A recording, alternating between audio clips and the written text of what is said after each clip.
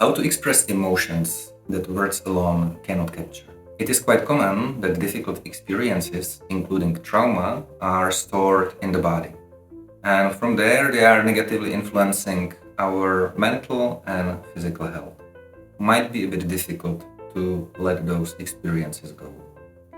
One of the possible tools to release stuff is called poetic act. Poetic act is a silent scream, something that is trying to get out of your throat, to be heard, to be seen by the world. It's usually some sort of gesture, ritual, or performance. It's something very abstract, artistic. There is no attempt for a high art, there is an attempt for transformative experience. Poetic act as a concept was formed by Alejandro Jodorowsky and Panic movement in the 60s. This group of artists was trying to bring art to the everyday life. When we are actually creating a poetic act, we might not be 100% sure of what is this thing inside of us that we need to express. Through different exercises, we might get better ideas, what it looks like, what its shape. And as it's getting formed, we are having chance to let it out. It's supposed to be symbolic. It doesn't have to be understandable by the audience. It doesn't have to be understood by us. To give you a very easy example how this ritual or performance of poetic act can look like, you can simply imagine that you are writing a letter of some difficult experiences that you had in the past, and in the end you are burning this letter down to release it. This is very simple format.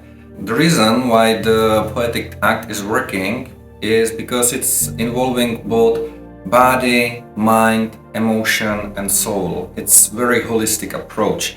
Through experiencing yourself through this performance, you are recoding your nervous system. You are creating for yourself a new experience with which you are entering into the life. Very integral part of poetic act is a witness. Not an audience, but somebody who is witnessing you performing. Somebody who is holding the safe space. The act of being seen is bringing completely new level to the experience. It's powerful, it's meaningful.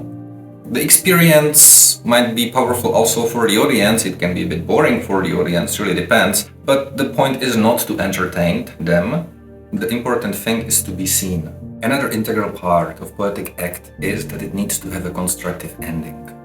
Regardless of what we are dealing with, if it's suicidal thought, depression, or maybe some hardcore topic like revenge on someone, at the end of the act we always need to head for the light.